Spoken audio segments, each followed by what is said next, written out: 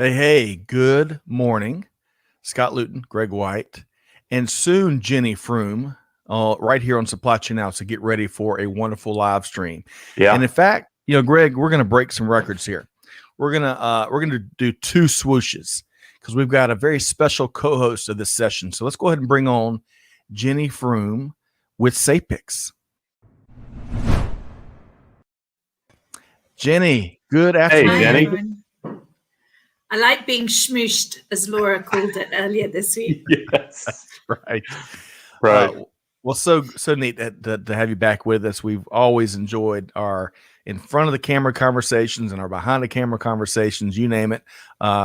We enjoy tweeting and sharing gardening pictures. You name it. So Jenny, you are a colorful character, and we're great to have you here back for another episode of our Supply Chain Leadership Across Africa series. So great to have you, Jenny. Jenny, I don't know if you know this. It is a holiday here in the States. It is National Supply Chain Day, inaugurated last year, April 29th, by Mary Kate Love from Georgia Pacific and Point A. It's an officially recognized day by the U.S. National Archives. How about that? Man, that's amazing. We're going to have to adopt that here, I think. We got to hurry because we've got a parade later. So well, we love public holidays here. We just had one on Tuesday, which meant Monday was one as well. So we could definitely do with one on the 29th too. Oh, that's awesome. Well, in true 2020 fashion, during that live stream, April 29th, 2020, we lost internet connectivity halfway through the National Supply Chain live stream. So if that wasn't a bearer of more bad things to come in 2020. So I think we turned that into a discussion around resiliency and agility. Kind of tied it right back into supply chain. Mary Kate was on the show with us then. So I wouldn't know. I got cut. It was great, Scott. As far as you know, we did great. All right. So today, again, the topic is supply chain leadership across Africa. We have a wonderful guest. We're very thankful to be conducting this series with our dear friends at SAPICS, which are doing great things in South Africa and beyond from a supply chain networking business leadership standpoint. So be sure to check them out, Jenny and her gang at SAPICS, SAPICS.org. Okay. So we're going to bring out our guest here in a minute. After we say hello to a few folks, which will come after we share a couple of program notes here. So, Greg, you ready? Right. Let's get to work. So, yes, today, the main channel, we dropped the replay of the Supply Chain Buzz, which is powered by our friends at OpenText. And, Greg, we had Laura Cesari with us on Monday, and she was dynamite, right?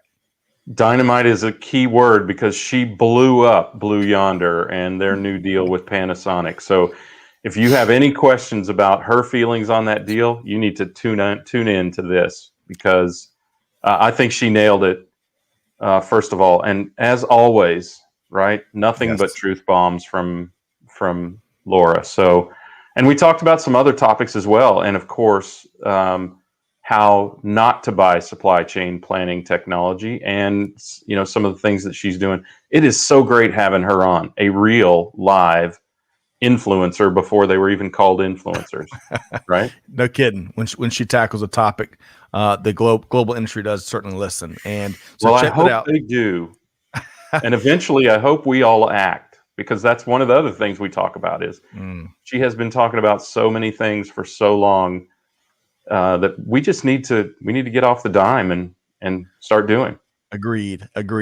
So get your popcorn ready because Laura and Greg may have had an opinion or two around that Blue Yonder Panasonic deal. Now, who is this guy? So also this week, we published the latest episode in Tequila Sunrise, really a classic episode, one that's been well received.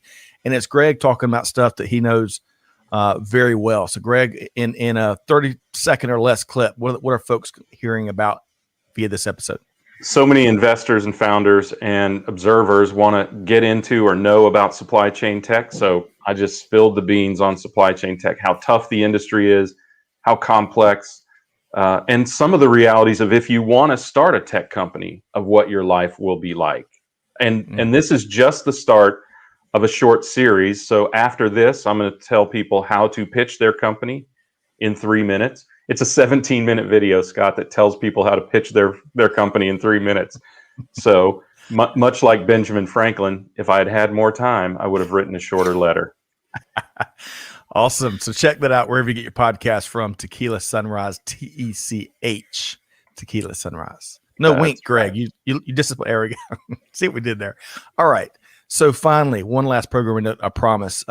So great episode teed up today. So stay tuned for a wonderful conversation. And tomorrow, we're continuing our reverse logistics series with our friends Tony Shirota, who is also one of Jenny's friends, via the Reverse Logistics Association. I think Tony and Jenny got some collaboration up their sleeves, perhaps. But hey, reverse logistics and returns is it's only going to grow in importance, especially as, of course, e-commerce continues to grow and grow and grow.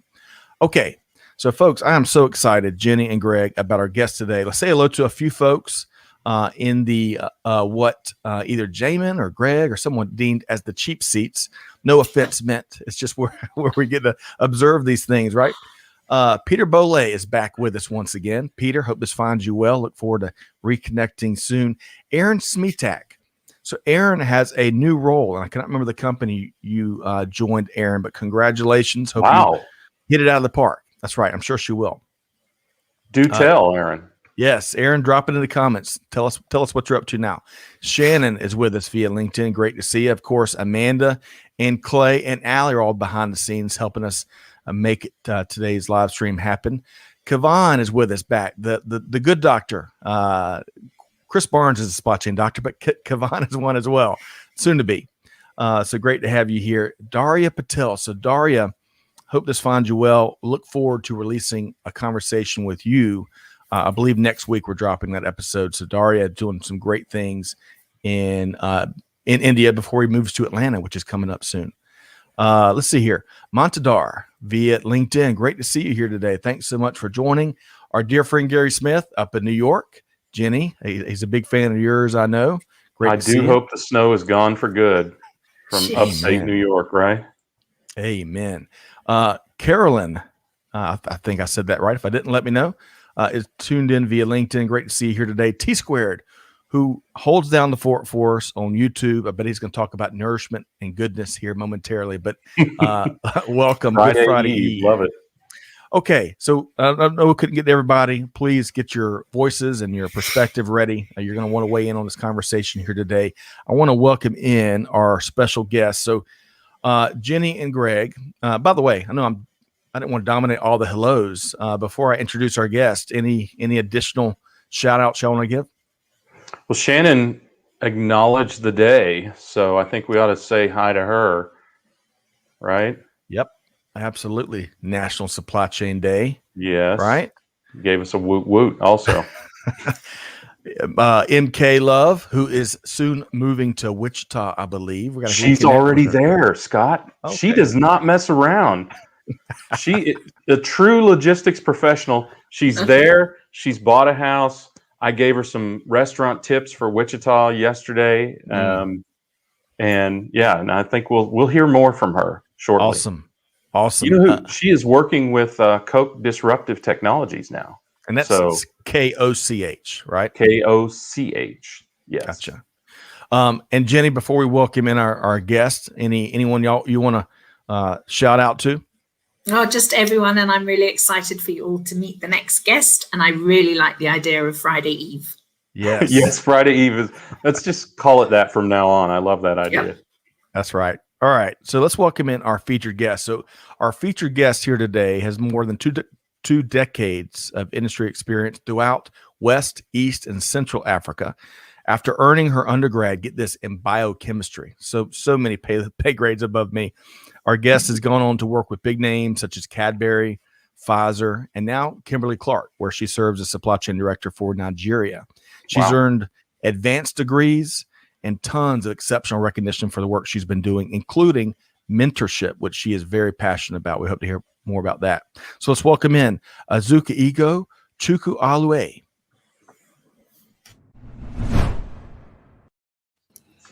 Hey, good afternoon, Azuka. How are you?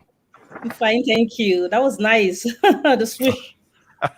Isn't that fun? Yeah, it is. I think people show up just for the swoosh, Azuka. Agreed. It's the simple things in life, right? Well, Azuka, we really enjoyed the pre-show conversation. It's such an honor to meet you. Your ears have been burning quite a bit. We've talked a lot about you with you not in the room, based on all the great things you're doing and your thought leadership. So it's really a pleasure to have you here and sharing your point of view with our global community. So let's dive right in. Does it work for you? Yeah. Sure. All right. So up front, before we get to the heavy lifting, as it were, let's get to know Azuka a little bit better. So tell us, where did you grow up? And you got to give us a couple of stories about your upbringing. Okay. Thank you, Scott. Thank you, Greg, for having me. Thank you, Jenny, for making this happen. So my name is Azuka Chukwuelue. Everyone calls me Azuka, so Azuka is fine. I grew up in Lagos, Nigeria. Well, in different parts of Nigeria, so northeast and western Nigeria, around Nigeria. I live in Lagos. I've worked in sub-Saharan Africa. It's a lot of places. So I've been around Africa a lot. I'm a biochemist by training. I'm a supply chain professional by passion. I think that I tell people that supply chain is my job, and I think it's my hobby too, amongst other things. I empathize with that. Yeah. Yeah. I must be solving problems. If I'm not solving problems, I'm not very happy. I like moving things, making things happen. Yeah. So I'm passionate about supply chain, continuous improvement, leadership for change, and of course, gender inclusion. Yep. I believe that we should leave people and places better than we met them by adding value. And for me, it's all about value. If you bring value to the table, then you'll be welcome every time. I am very energetic. I've been described as kinetic. Somebody called me kinetic Azuka. I love that. Love it. Well, hey, so let me ask you a question really quick, because I love you already talking problem solving, value, having a seat at the table, having a big table and welcoming everybody. And we love that. We're going to talk more about that. But growing up, we love talking food around here, right? Food's one of our favorite topics. So tell us about one dish that was part of your childhood that is just, it wouldn't be your childhood without it. Share that with us. Okay. There are a couple of them, but you see that there's something called plantain. Plantains, right? Yes. Oh, yeah. Now, in this part of the world, is made in different ways. So on a Saturday morning, it could be fried, and you have it with some sort of cereal. So here we call it pap. It's made of corn. Yeah. Now, on a weekday evening, it's made as a pottage. Very interesting, with all sorts of things, and really nice. So it's then it's fried dry and crispy, like snacks, and you can eat it wherever on the go. So for me, plantain is staple. I saw something a few days ago. Somebody on social media saying, you actually don't like plantain, and you come out and say it. You're really saying it. I could relate. So it's for me it made the week whenever there was plantain. Well, so there's a lot of fans already of the Azuka fan club, and I think Gary Skinner and Gary, hope this finds you well, love that kinetic Azuka, I think, as it were. Love that nickname. So one last question. I'm gonna turn over to Greg here. So do you? I know you have 4 children. So gosh, you're always on the go, I bet. Do you do some of the cooking, or do you let them do it? Interesting question. So the 14-year-old and the 12-year-old, they cook. So one day I realized that they were growing. One was already 10 and the other was about, she was 7 going on 8. And I said to my hubby, these girls have to start cooking. So they will cook, and whatever they serve, you eat.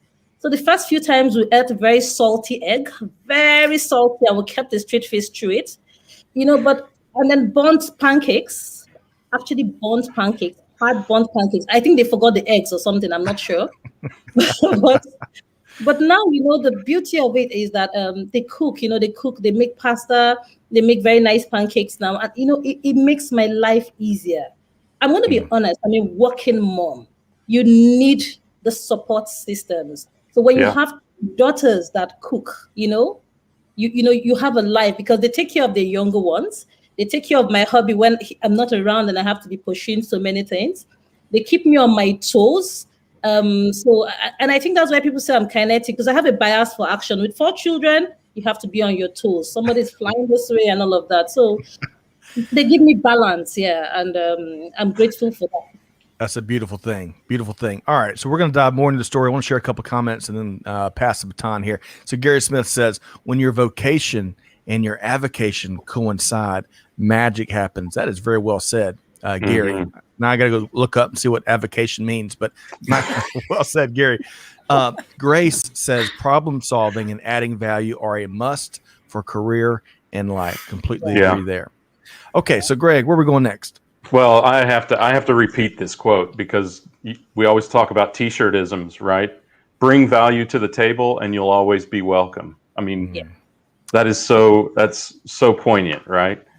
Also, teaching your, I think it's really good and honest of you to say you teach your kids as much to serve yourself as to serve them. In the end, it makes them better, more well-rounded people. There's no harm in the fact that they contribute to your well-being as well. So I love that. I come from a farm state, Azuka, and most of the reason they had kids was to run the farm. So we were workhorses just like the mules were. But we've done a little bit of research on you, and you've shared some thoughts on one of Simon Sinek's quotes, that integrity is when our intentions are consistent with our words and actions. So obviously that's you. You clearly reflect that. So tell us a little bit about what is so important or motivating or foundational for you in that quote. I think for me, it's really about walking the talk, credibility, consistency. When I talk to a lot of people, we know the problems of Africa. We know the problems of Nigeria. We know the right things to do. But the question is, are we doing it?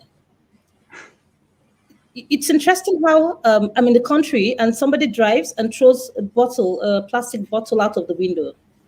Nigerians don't do it in London or in the States. The moment they get off the plane, they comply. It's about the waiting lines as well.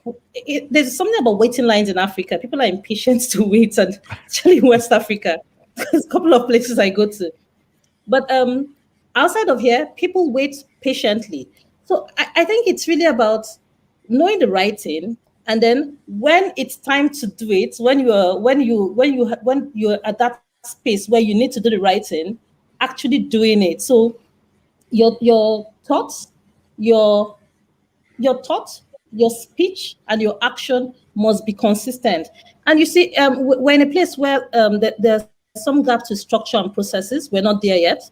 And the only way we can really make Africa great is to be consistent, to do what we say we'll do,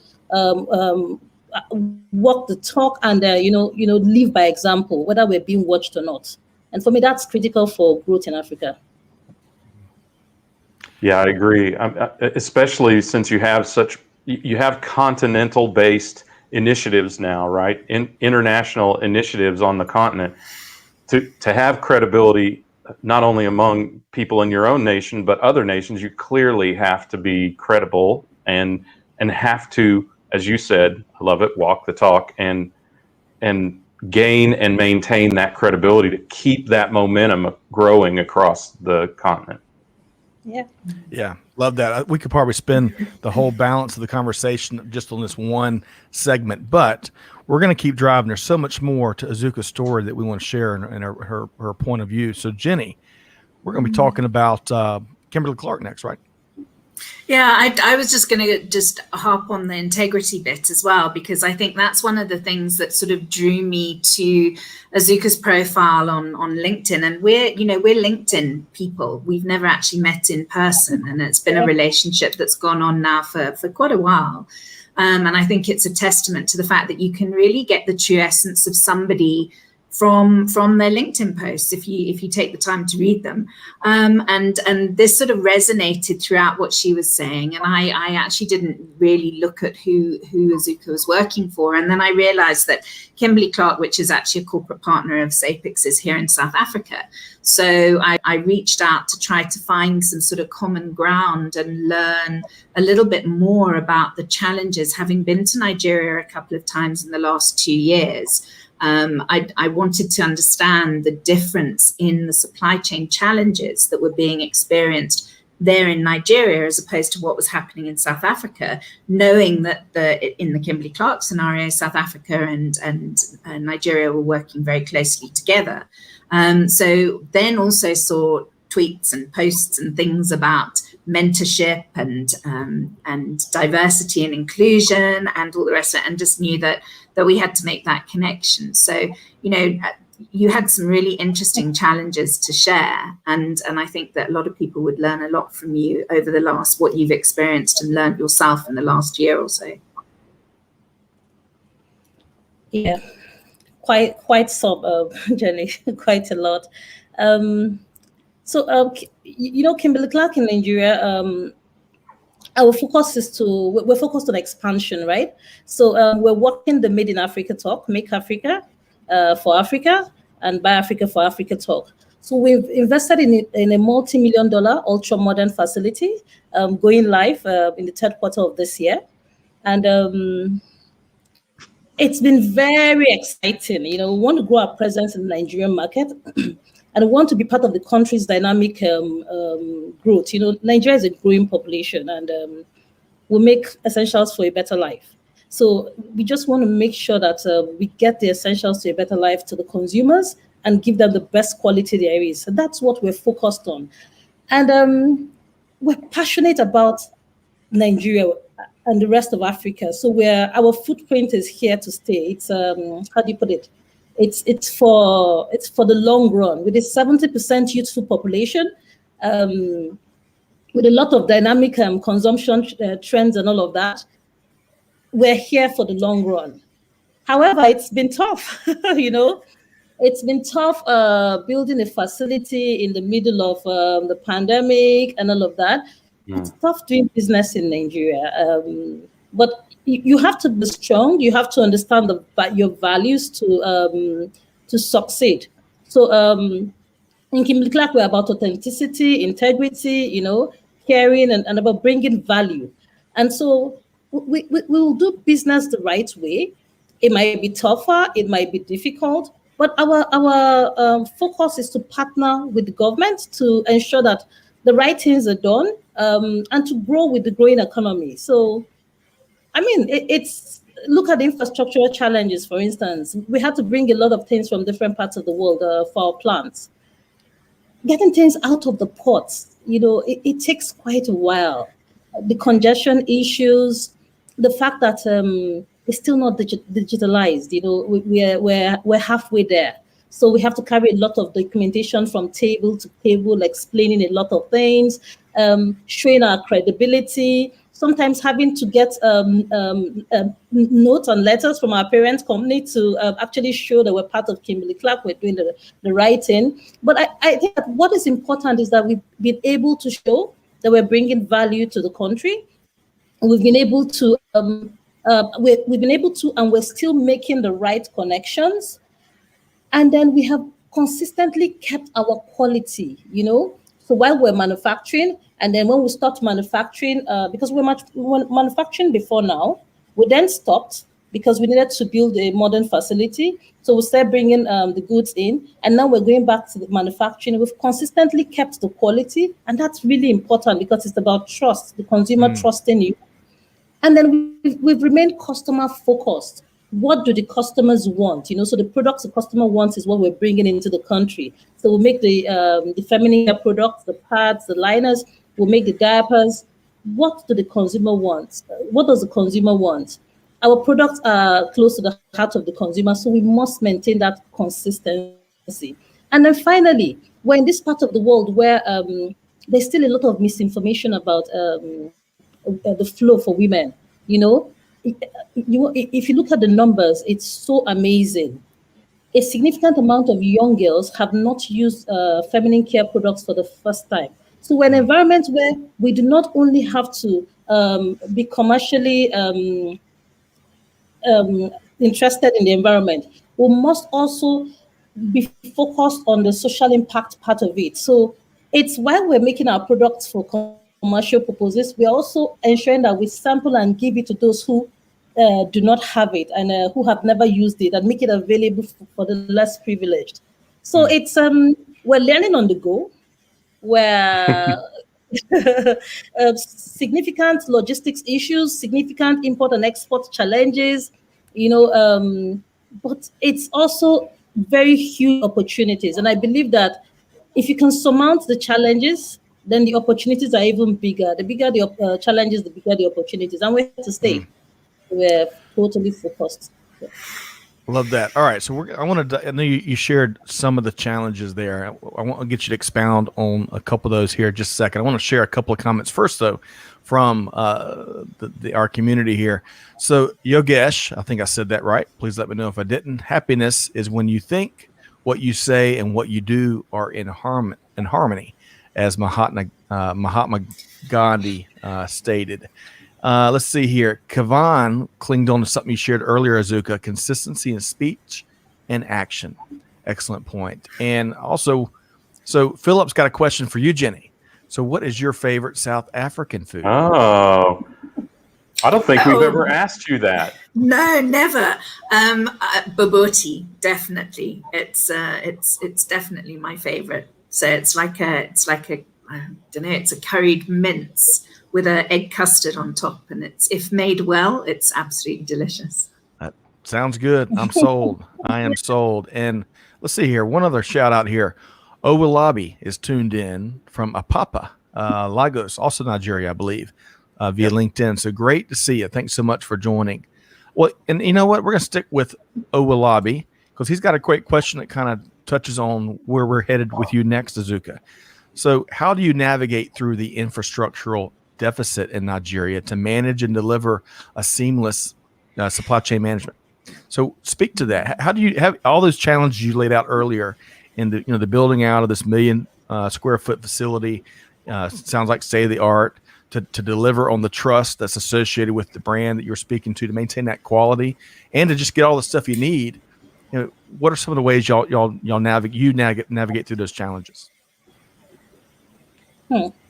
Great. Really interesting question, because that's a way of life, right? So let me specifically speak specifically to some examples. So say case in point, the ports. Let's start with the ports. We find that it takes a significant amount of time to get your goods out. So what do? You then have to plan differently. Building your safety stock. So planning is critical. When we make our plans, we then look at the external environment. The impact of the external environment is significant. It's always significant. So you must look at what are the lead times to clearing. Why does it take forever? Why does it take forever to leave the ports? So that's one. Secondly, how are the roads? A travel time of 1,500 kilometers, which should take you 2-3 days. You take about 7 days to get there. Again, it's planning. So you have to build that time into the customer service. So you have to let the customers know. So they order, they build that into their order pattern as well. So, power. In building the plant, you must have planned that you have to use gas as an option, or rather, gas as a first choice and the power as a backup. Manufacturing plants use more of gas and diesel as the first option, so that you have your stable process. You can't afford to break your manufacturing process. Then the issue about electricity is not commonly available, Azuka. No. So in Nigeria today, 1 in 10 households have access to electricity. Nigeria is still the country with the largest number of people without electricity in it. as of today. I'm referring to the last power sector recovery report. I think it was published a few days ago. Yes, please, you can. I think you've got some members of your supply chain leadership team with us here today. A support team. Yes. Yes. So, love it. This report was published a few days ago, and there's still power issues. And what are the issues of power? Still the distribution service. So 1 in 10 homes do not have access to power. Okay, so you guys can go on, right? You're good, right? Let him take it on. You guys go. Hey, folks, you get it. Full transparency here. We're all dealing. So get this: the girls are really well behaved. That's right. It's always it's the boys. Yeah, the boys. Yeah. But Mom, where's the soccer ball? The point, and Jenny, in our conversations and events and streams, we've seen the impact of some of the power infrastructure, right? And Azuka, you just mentioned, if I heard that stat right, 1 in 10 homes have no access to. Is that right? Have access. Yes. Oh, have. Oh, gosh. Wow. So please continue. You were kind of talking about how you're all fighting through some of these challenges.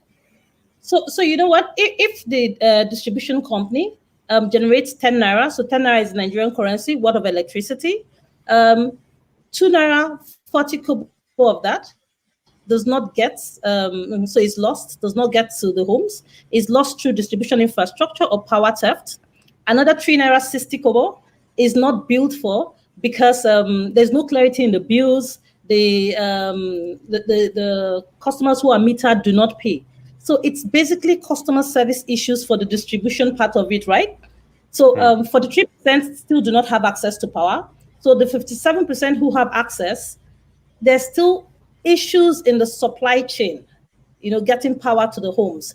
So, and I think that's one of the major infrastructures because infrastructural issues, because we know power is, I think that's energy. Energy is SDG 7, tied to a whole lot of the other SDGs. So development will still be a struggle until we get power right. So companies in this part of the world have to generate their own power. A whole lot of times also provide water. Then the roads to, the roads. If you look at some of the areas, you have to actually grade your own roads to get there. But it's a developing nation, and we see improvements year on year. And the fact that companies like ours are willing to come in and invest just shows you that the future is brighter.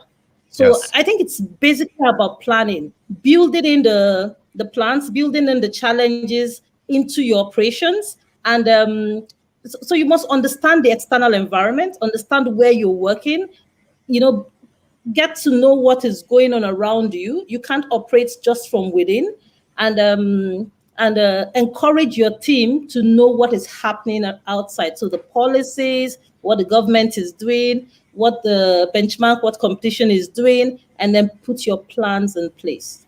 It always, regardless of what issue it is, always comes back to planning. It is such a timeless challenge and best practice.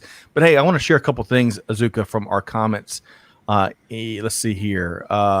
Going back to the food discussion, Sharky says, hey, it is time to start cooking.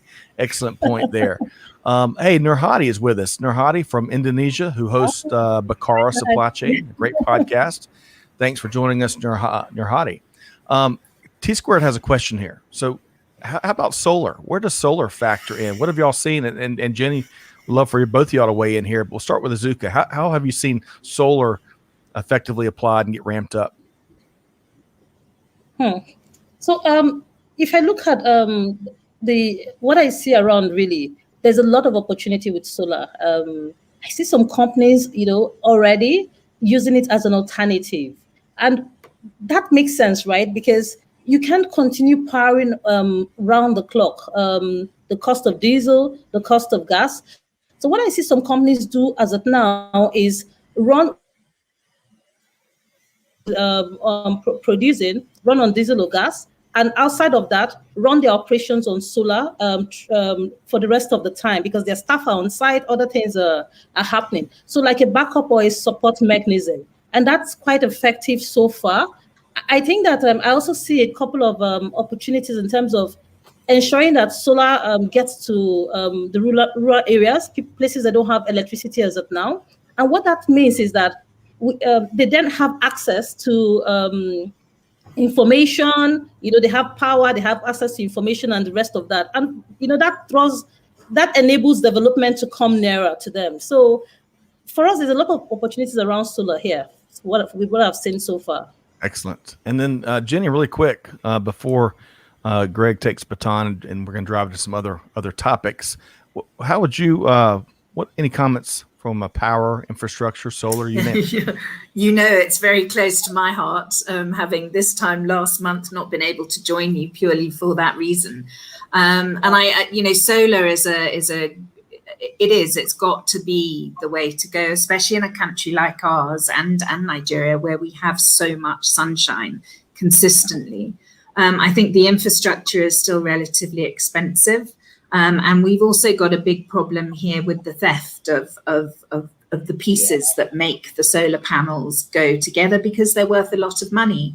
And some people, they need the money more than they need the electricity. So there's a big education element to be done as well. But countries like Kenya are really nailing it as far as solar is concerned. And I know that in South Africa, we've got some amazing projects on the go. So it's just a matter of time, I think.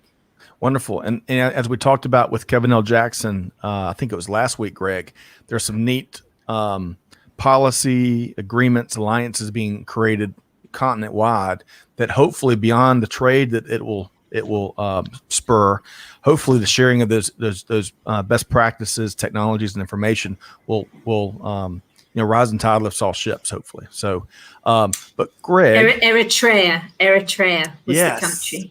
That was the country. Eritrea, we got to have and that's how you say it. I've been saying it wrong this whole time. I have one of those eureka moments every day, Greg. But Greg, what do we give you a chance to comment on what you're hearing here, and then take us into inclusivity? Yeah, well, I think we have to, especially those of us in highly developed countries, have to recognize that the problems that Azuka is talking about are from between 100 and 130 years ago in the States and in Europe. Right? I mean, feminine products were commercially available in 1888, and electricity, the availability of electricity, of course, roughly around the same time, was at about one household in 10. So I think we have to understand a couple of things. One, that is an enormous challenge to get over. The dirt roads and the paving your own roads that Azuka is talking about, also back in that time frame. Think about that.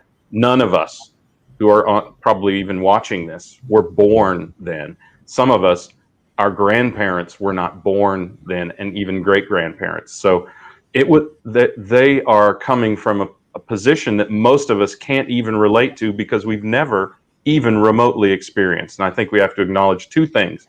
One, that is a huge hurdle, right? And we didn't overcome it at all. Our great-grandparents overcame it. And two, Africa is addressing some of these issues at a pace unseen anywhere in the world ever before, right? And in a way, we talk about this frequently, in a way, things like the presence of 80% of the people on the continent being unbanked, they skip the whole old-fashioned banking process that we have in the States, and people pay with their cell phones for so many things. And they'll do similar things, just like what Kimberly-Clark is doing in Nigeria. They'll do similar things at a similar pace, and they'll skip all those incremental changes and leap forward, probably in some cases ahead of developed countries. Well, Greg, one more comment. You're talking about historical terms, 1888. I think I just got a little factoid in my ear. That was the last time that the now Las Vegas Raiders had won a Super Bowl, I believe. So I thought you want to get that dig in. Unfortunately not, but they won't win one for a long time now, I can tell you that. All right.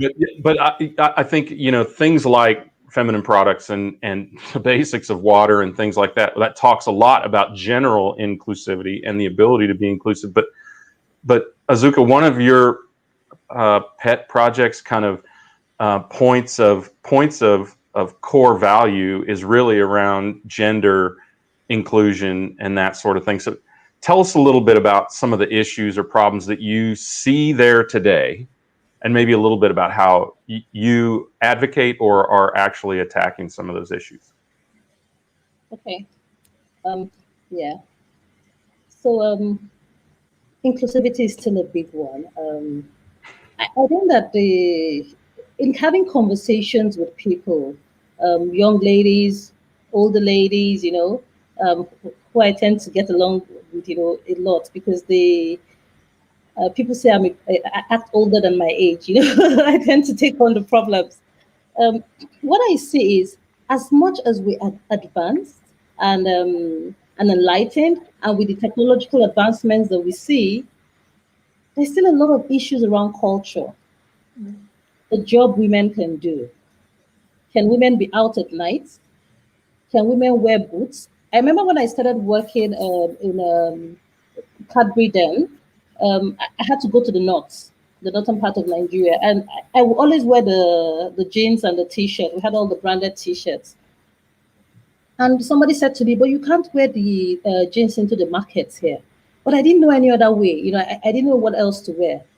But, I went into those markets and I was well accommodated, I didn't have any issues. Nobody gave me any problems. So I see that because of the cultural issues, there's still a lot of that holding women down and not allowing them to advance. So that's one area. But majorly, there's also a lot of the issues around self-confidence, lack of awareness, the inability to self-motivate, the lack of knowledge around what to do. So, the old boys club, men get to hang around. We have a lot of school activities. Men have all the old boys clubs and all of that. In those kind of conversations, they have very good conversations about, the next steps, where they're going, what they're driving, and they challenge and push each other. But the women, we tend to be laid back. So we don't have a lot of those conversations, And so you see that when young people are going into an organization, especially in supply chain and the male-dominated roles, it's about 50-50 men and women who are getting into the roles. Sometimes the women are even more. But by the time it gets to the C-suite, it becomes about 10% as it is for supply chain and some other areas, and our functions. And the question is, what happened along the line? It's not childbirth alone. It's the fact that there's an opportunity for intentional mentoring of women, hand-holding.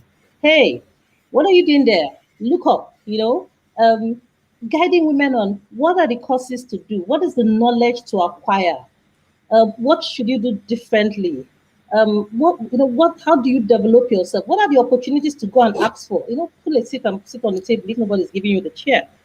So, and I'll give you my personal experience. A lot of times I was the only woman in the room. I remember in Cadbury in sales, I was the first woman on the field.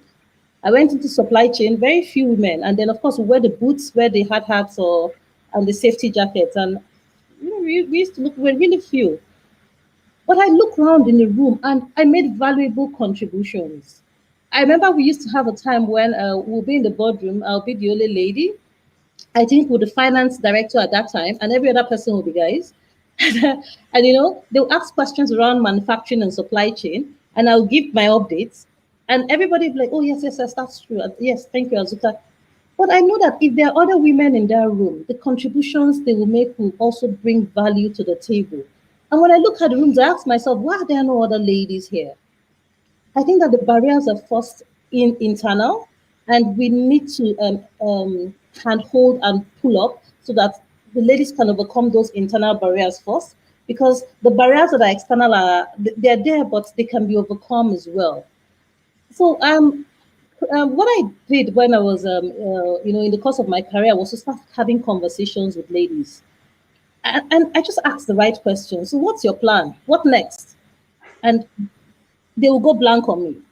But if you ask a guy what next, he's going to tell you, he's doing his MBA in 2 years. Oh, he wants to go to that role in 2 years. Why are men more audacious? Why are we less audacious? And I start telling the ladies, hey, you have to know what you want. You have to be audacious. You have to go for it. So that's what pushed me into, advocating for women. And for me, it's really about, I'm not asking for a seat at the table. I'm not asking. I'm saying to women, you earn a seat at the table, develop yourself, bring value to the table, and you will get a seat at the table. And it's happening every time. Before COVID, I run a foundation called Trust Empowerment Foundation. Before COVID, we got women to start driving. We see that male drivers earn very comfortably, better than housekeepers. But women are predominantly housekeepers. So I said, hey, go and drive commercially, go and drive school buses. To be honest, with regards to temperament, women should drive school buses more. So we trained the women, we connected with an Uber for trucks company, and they agreed to train the women and allow the women to drive their trucks. The first day one of the women drove to our Papa Port, the custom guys said, what are you doing in the truck? I said, I'm driving the truck. They said, come down. She came down, she jumped down. And they're like, you're really small. I thought you were so big.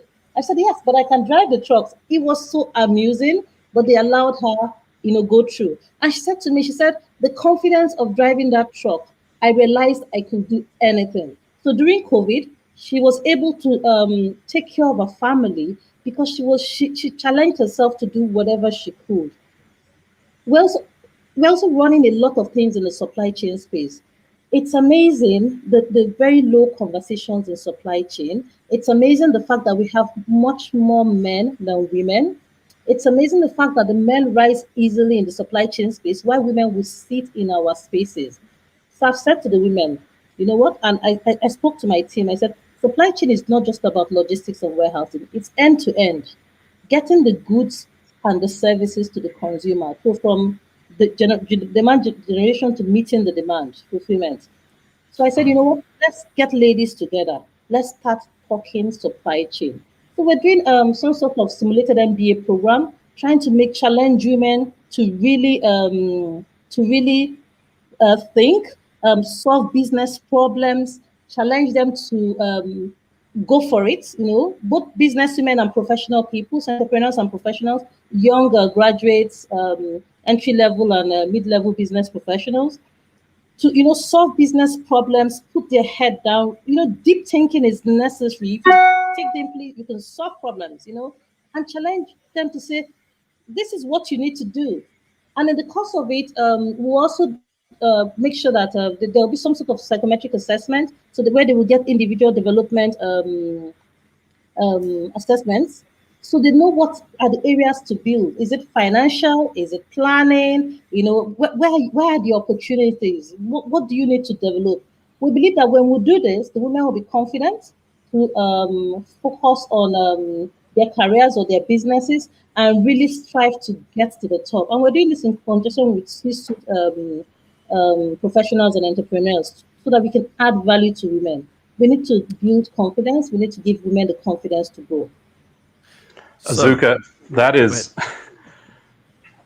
quite the dissertation. I'm glad we got that on video because it's really powerful stuff. And I think it makes me think that what you're doing now to women who have not been imprinted with naturally with the expectation that they can do anything is a great service. And one thing that I've seen, I have 3 daughters, so just one thing that we've done kind of naturally, I'd love to say I was a great intentional parent, but we never said things like, you can do anything a man can do. We just always said, you can do anything, right? Yeah. Why make men the standard? Because I saw your little boys running around in the house while your daughters are performing very admirably. So I'm not sure men should be the standard. And and like you say, there is so much we can do to lift up and to elevate women, and even just to create that expectation in their mind. I think that starts really young, probably around the breakfast table, right? So, but I'm curious, because you mentioned the old boys club. By the way, that's not the easiest thing even for old white men to break into. It is a very exclusive club. It is. And And so I'm curious, if you think about the people who are in the old boys club or the leaders, in the markets and the countries that you've worked in, what are some of the things that you think they could or should or even are doing to help really move the needle in terms of inclusiveness for women? Interesting. I think that the focus should be being intentional. You said something, right? You have 3 daughters. You've never set a benchmark. It's go all the way. I think that in building our society, we should ensure diversity from the start, because the truth is, people bring a lot to the table. Ensure that diversity is the focus, to get the best out of the table. Ensure diversity. So that we should be intentional about. The other thing I jokingly say is women have a certain element of care and ability to multitask and ability to solve problems and tie it all together. That's the moment you come to a room and you don't have women adding value at every level, you should ask yourself, have I done the right thing? Right. Are we even equipped to do everything we need to? Right? Exactly. Are we equipped? Yeah. Because then you're asking yourself that men have their strengths, but women have their strengths as well. So you should have everything in the room, because that's when you know that you are equipped. The best decisions will come out of the room, and that's vital. Because we must be forward thinking. We must stop making excuses. We must bring our best selves to the table, and our best selves are a very diverse self. A very diverse thing. Yeah. All right. So, Azuka, we're getting encore requests from the comments already, as Greg called it, the dissertation that we all should hear. And it looks like Murphy's Law is going to intervene a little bit, and that's okay. We're going to work hard to get Azuka back on with us. While we wait there, I'm going to share a couple of these comments. Gosh. Can we reshare this one from Felicia? Yes. Yeah. That is awesome. So for our listeners that may be listening to this on replay, Felicia Presbala with RLA, our friends over there, says, my 6-year-old daughter wants to be a mom, teacher, police officer, and a cowboy. I tell her absolutely she can do it all. I love that. Amen. Amen. Let's see here. I'll go back to something Peter shared. Peter says, I love talking with my grandmother born in 1896. Mm-hmm. She saw so many firsts and modern conveniences. We can learn so much from our elders if we take the time to ask them for their stories. Excellent. I recorded some World War II conversations with both my grandparents, and I cannot find those Brilliant. VCR tapes. But we'll double down, try to find it. But I agree with you, Peter, completely. Help me with his first name, Azuka and Jenny. How would you pronounce that? Nene. Nene. Okay, thank you very much, Azuka. Nene says intentional mentoring, very critical. So spot on, Azuka. Excellent point. Nene also says lift as you rise initiatives amongst women. Earn a seat at the table, which are some of the elements that Azuka was sharing a little earlier ago. Foy and Sola. I get that right? Foy and Sola. And if I didn't, let me know. Says via LinkedIn, Azuka well said, loads of challenging and hand-holding needs to happen for women to learn that it's about contribution, not gender alone. Excellent Not point. Gender at all. Yes. Actually, yeah. Right? Even better. Yeah. Lydia agrees women need actionable guidance. Kahinda says the Trust Foundation, I think that was the organization you mentioned earlier, Azuka. Is that right? Yeah. The Trust, maybe? Yes, it is. Okay, excellent. Let's see here. Peter says, word, Greg White. He agrees with what you were saying earlier about your intentional parenthood. And Clay makes a great comment because we're very appreciative.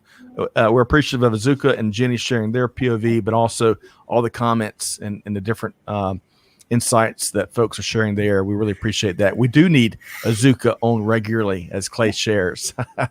And then finally, AA, Mr. Mohib says, one of my young graduates is heavily is a heavily awarded supply chain manager. We follow and promote her as supply chain leader without any artificial added gender suffix. Okay. Attaboy, Mohib. Yeah. On that note, I want to pose this to both of y'all, Azuka and Jenny, as we start to wrap here.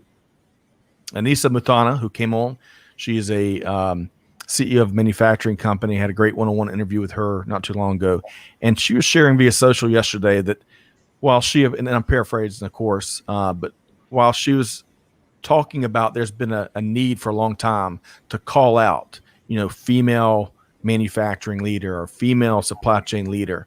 She was stating that kind of the time for really calling that out has essentially kind of passed, and now that in her take, again paraphrasing, she doesn't want to be known as a woman manufacturing leader. She wants to be known as a manufacturing leader.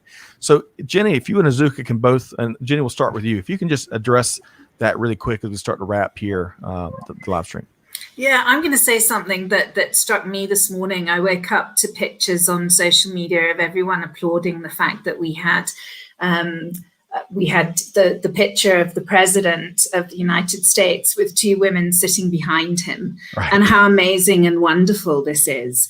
And yeah, I agree, it is wonderful, but it is 2021 and we shouldn't even be right. It should just be a matter of course.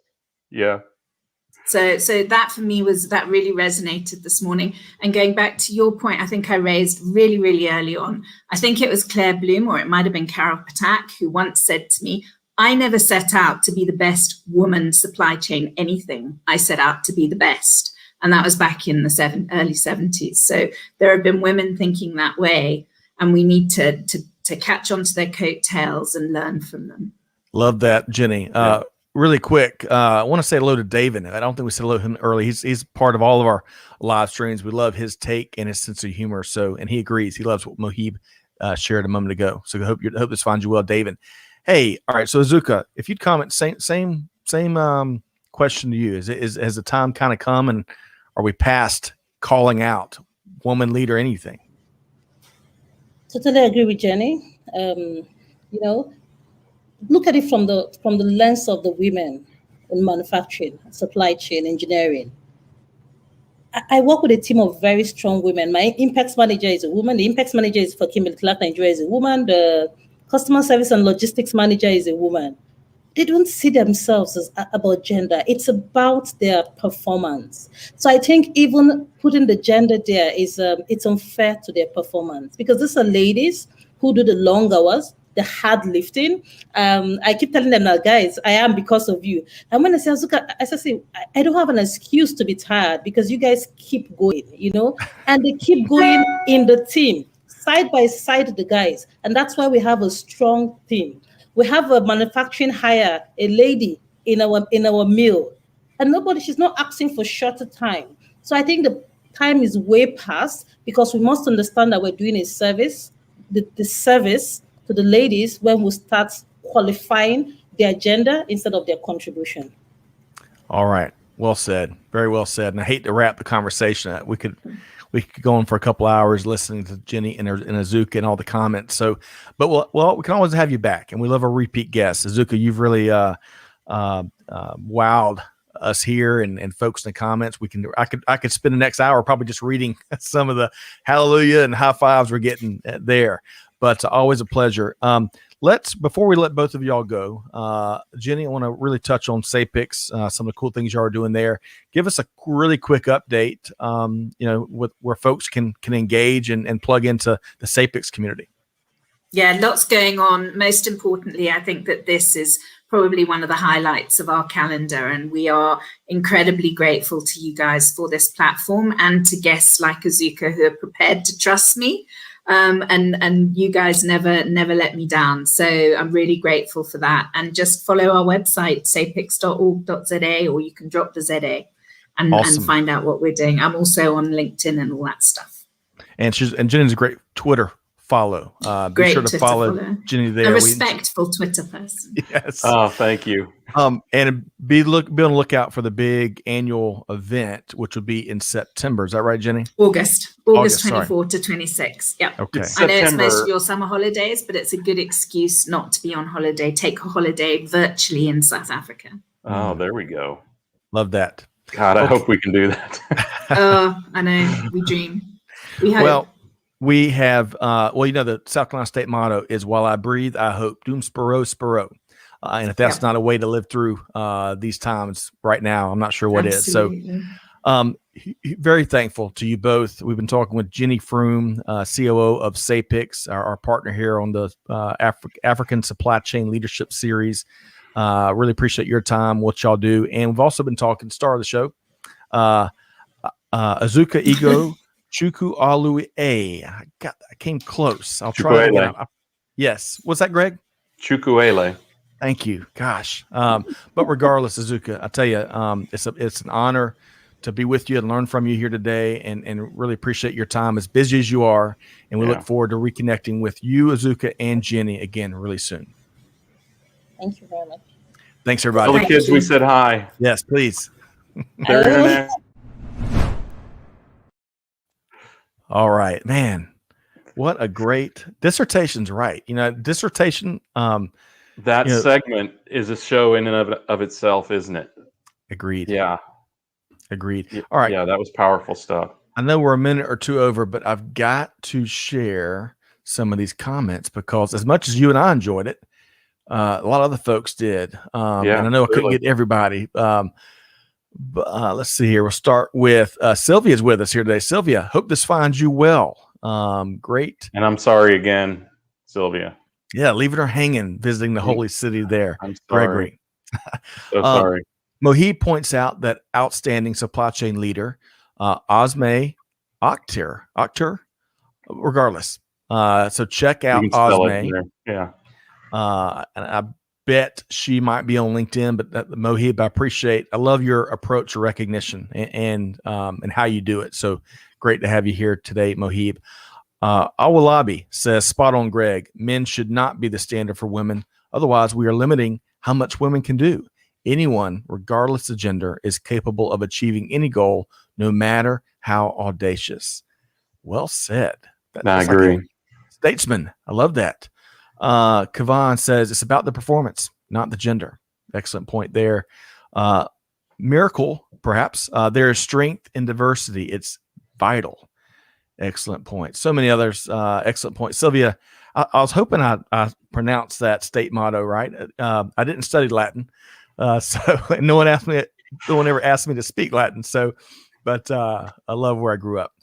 Anyway, so Greg, I want to come back to you. My favorite thing here today is so much. There's so much Azuka and Jenny shared, but going way back to what feels like 3 days ago. Bring value to the table, and you'll always be welcome. That is a universal truth to live by every day. No doubt. What was one of your favorite things that was said here today? I think this is going to sound weird, but Azuka said men are so audacious, and I think that is the key, right? So you know that my motto is acknowledge reality, but refuse to be bound by it. Reality is simply that which your limited mind can comprehend in the moment, right? It used to be a reality that the earth was flat, right? It used to be a reality that the stars orbited the earth, because that's all we could conceive in that moment. But in fact, that wasn't true. So if you just think of reality as all you can conceive in the moment, and you just refuse to be bound by that, then you can do anything. And I think that is a key trait that all people should have. As Olawabi said, we should think of the group of people as a group of people, not a group of men and women, right? Not leaders and women leaders, but a group of leaders. And when we have that presumption, and it is a presumption, and of equality and of equal ability and equal opportunity, and when we impart that presumption of equality, equal ability, and equal opportunity on every person, regardless of why, then things will be that much better, and people will achieve more because they believe that they can. And to me, it is 100% about believing whether you can. I ain't the smartest guy in the room, but I believe that nothing can stop me, right? Until I'm proved wrong. And I've been proved wrong many times. But until I'm proved wrong, I just believe, as you said, while I breathe, I hope. Is that what it is? Yeah. Yes, that's right. I always get it backwards. Always hope to be breathing, but yeah, while I breathe, I hope. Optimism in a state motto. Okay. Great show today. Big thanks to our friends Azuka and Jenny for joining us. Thanks to all the great comments. I'm going to go back through and read some of these call outs, some of these additional insights. Greg, excellent summary on the tail end here. I couldn't have said it better. Folks, be sure to check us.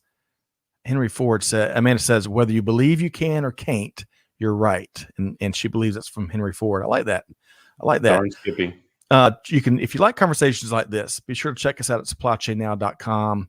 Webinars, events, lots more podcasts and live streams with wonderful partners, wonderful people like Azuka and Jenny. So on that note, folks, wonderful conversation. Thanks so much for joining in. Greg, pleasure to do these. Our team's been texting me and they're just eating up with a fork and a knife what's been said here today because they've really enjoyed it, as have we. Wonderful journey to be on. But hey, most importantly, do what Azuka says. Do what Jenny shared. It's time to act. No words. Do good. Give forward. Be the change. Be the Azuka in someone else's journey. Think of that. So on that note, we'll see you next time here at Supply Chain Now. Thanks, everybody.